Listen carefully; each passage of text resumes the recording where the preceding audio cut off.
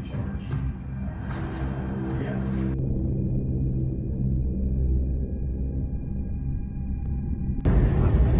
Just so you know, it's a monthly charge. Yeah. He like swipes the card, and then after it goes through, he goes, just so you know, it's a monthly charge. Yeah.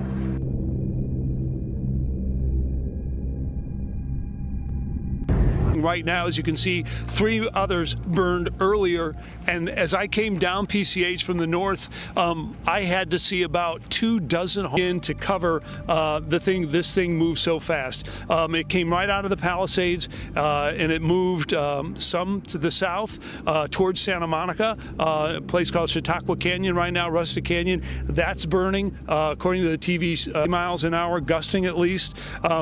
Earlier tonight, I know there were 30,000 had been evacuated just in the Palisades fire, 10,000 leaving some of these homes because it's just moving so fast.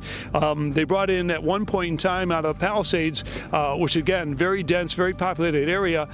People were trying to evacuate and the flames started coming down. They were forced to leave their cars. You probably heard about this. And policemen came up to them and witnesses said, get out of your car and run if you want to live. And at this point in time, bulldozers had to come in and literally push those cars aside to make room for the fire trucks. And that was an area near Puerto Marino and again, parts of the Palisades.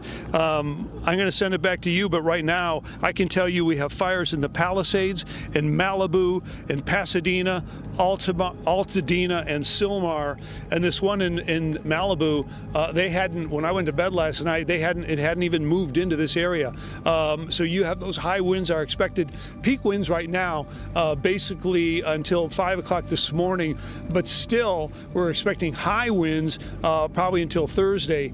And the way this thing is moving, there's just going to be more homes destroyed. Yeah, William, I mean, yeah, absolutely. 0% containment, and we're hearing 5 football fields every single minute. That's how quickly this fire is moving. Winds. I mean, when I was driving down, you had embers that looked like a snowstorm, really, and they were just bouncing along PCH. As I came in today, I can't tell you how many down power lines and transformers and power poles were sticking right across PCH like this. So it's the strength of the wind, and of course, the longer it blows, the drier the vegetation. We're in technically our rainy season, our wet season, that should start basically November, December, January, February, and then it begins to tail off. And we've had marginal rain, honestly, over the last 2 months. It's been extremely dry, but this wind event is massive. I mean, it goes from,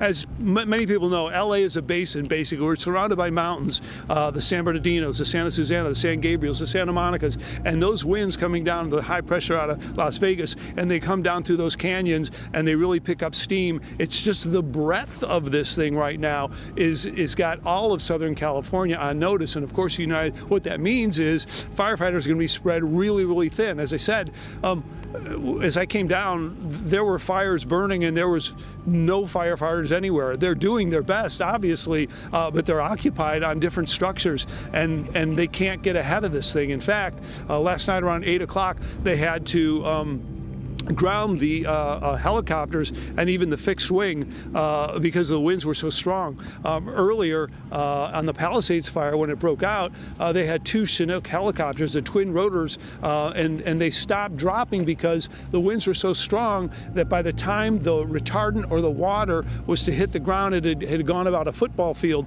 and so they couldn't target the water, the retardant, on the flames. So one of the firefighters at a presser said, what's the point of driving and dropping? Notice how it just went out and then came back on? The glowing spot at the top?